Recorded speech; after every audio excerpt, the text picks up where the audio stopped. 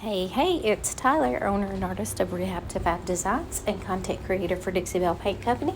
And today we're going to create a washed distressed paint finish on this antique cedar lane chest. We started by sanding the whole piece down and stripping the finish off the bottom because, oh my God, look at those legs.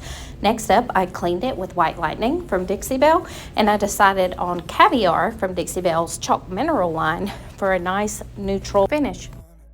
I applied the paint using my favorite synthetic brush from Dixie Belle, which is the angled mini brush. Creating a washed paint look looks really good on these old antique pieces like this. So what that means is you're going to kind of do a light brushing of paint over top of the existing wood finish, which will give you a peekaboo effect so that you can see the wood finish showing through underneath your paint. It gives it the look of old worn paint. To create this look, you want to put a smaller amount of paint on your brush than you would if you were going for full coverage, obviously. And you're going to want to apply it with the light hand so that you're not putting the paint on too heavily, while also leaving, again, some of that original wood finish peeking through. If you look at the middle portion of the chest here, you can kind of see behind my arm where the paint's already starting to dry, and it's got kind of a light smoky black finish with, again, some of that original wood tone showing through, and that's the look we're going for.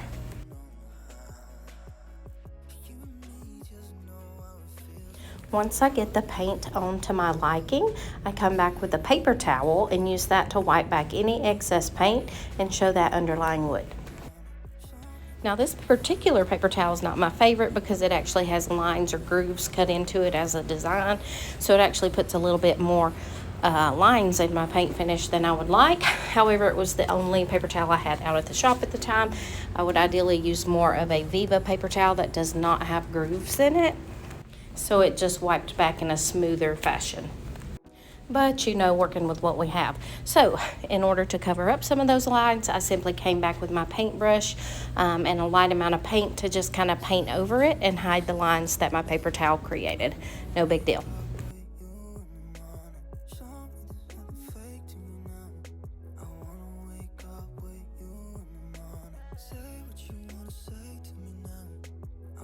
I continued this process on the front of this piece and on both sides.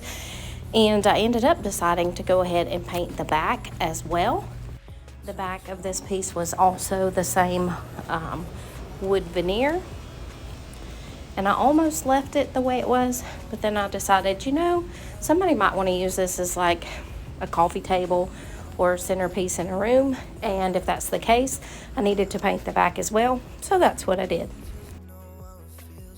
Here's a little mini angle brush work in progress for you. This paintbrush is amazing for trim work and detailed work like this. Next up, I came in with a really fine grit sanding sponge from Strip Prep to give the whole thing a light sanding. The reason for doing this is so that I get an ultra smooth finish in my paint finish. Something like a 400 grit is what you want to use for getting an ultra smooth finish.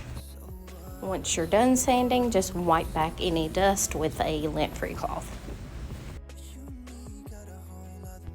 Oh, and my bad, I forgot until I saw this video that the back of this cabinet was actually not veneer. It was actually the cedar wood, the same cedar wood that's on the inside of this chest. And as you see here, it does have really pretty grain, but had seen better days. And again, this is why I decided to go ahead and paint it. You also can get a look at the hinges there. Super cute in theory, but they've seen better days as well. Have a little bit of rust on them, so we're gonna fix those up as well. Again, once you finish with your paint, you're going to come back with a paper towel, wipe off any excess, and then as needed, come back with your brush to add it where you need to cover up any streaks from your paper towel. So here is a look at my rusty hinges. I came over these lightly with a 200 grit sandpaper just to knock off any rough edges, and I'm going to bring them back to life using gilding wax from Dixie Belle, and I'm going to use bronze because I think it matches the existing color or the original color of them, and it also complements the black very well. So gilding wax is an oil-based product, and you don't really need to go back in and seal it because it will cure hard once it's had adequate time to dry. And I like to apply it just using a soft paper towel or a lint-free cloth. You can also use a small artist brush if you choose.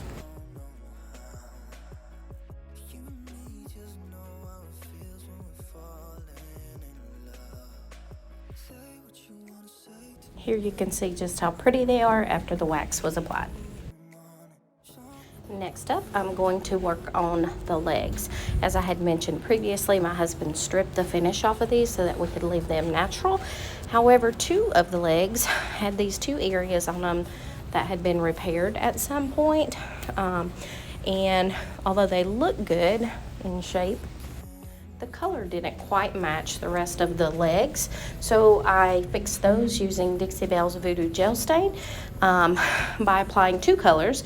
I used Tobacco Road, which is a more warm brown, and then All Natural, which is just really a light natural tan color. So I used a sponge to apply one color and then went over it with the second color just until I got the about same color as the original wood finish.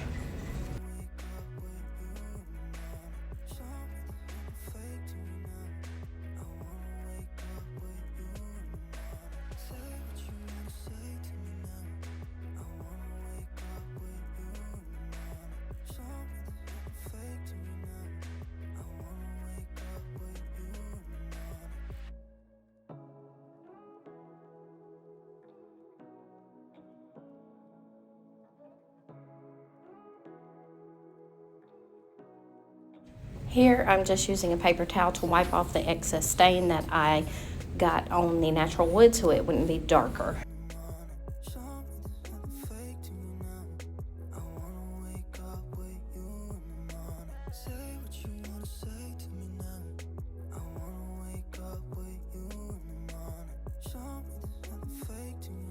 As you can see here, it's not a perfect match, but it is much closer in shade than it was to begin with, so I'll take that as a win. To seal my chest, I decided to use wax. The reason being, I love a good waxed piece of furniture.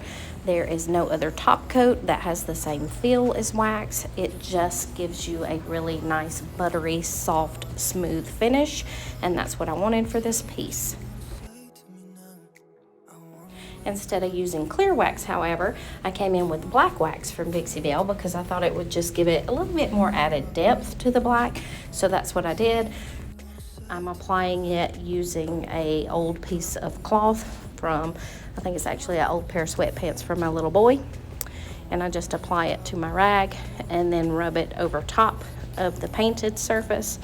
And then I do like to come in usually with a circular motion to make sure I have it down in the grain well.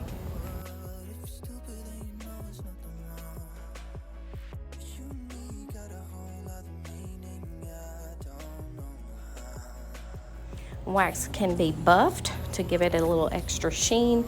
However, if you like a more matte look, you're not going to want to come back and buff it so much, but you do want to make sure you wipe off any excess because leaving it heavy in areas and excess can cause it to be kind of sticky or gummy, so do wipe back any excess.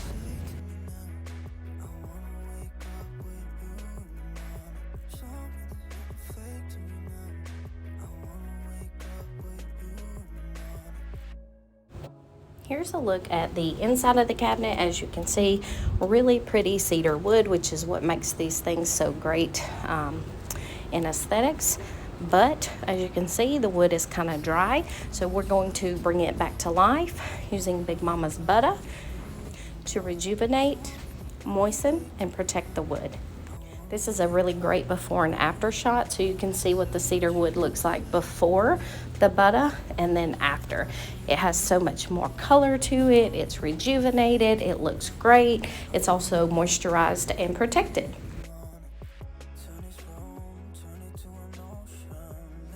You can apply the butter using an old piece of cloth, same as wax, or if you want, I like to apply it using a sponge, which is what I'm doing here. Adding a little humor here, and then also showing you again just how big and drastic a difference it is from the before and the after using the butter. Also important to note, the butter comes in some amazing scents that will also make your piece smell really awesome.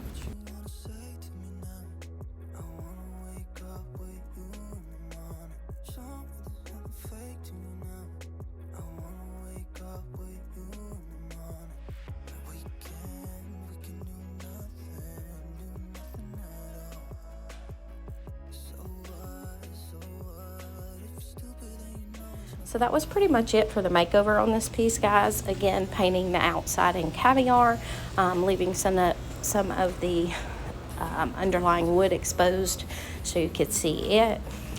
I refreshened the inside using butter. I put a little gilding wax on the back hinges and then stripped the front and then repaired those two legs with a little bit of voodoo gel stain.